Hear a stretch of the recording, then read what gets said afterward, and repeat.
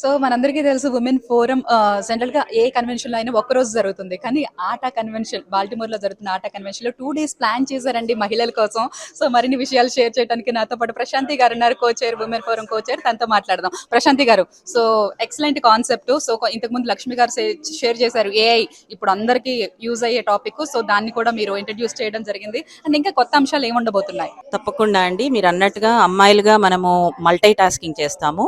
So just IT doctors, ఒక తల్లి ఇది కాకుండా మిగతా వాటిల్లో కూడా అన్నిట్లో సక్సెస్ఫుల్ అయిన లేడీస్ ఈరోజు మన ముందుకి we have Gazala Hashmi garu and Aruna Miller garu are coming and being at this forum to encourage other women how their political experience అని చెప్పి. అది కాకుండా అండి we also have couple more speakers. వాళ్ళు పేరెంటింగ్ గురించి చెప్తారు and also socio cultural leaders ఉన్నారు.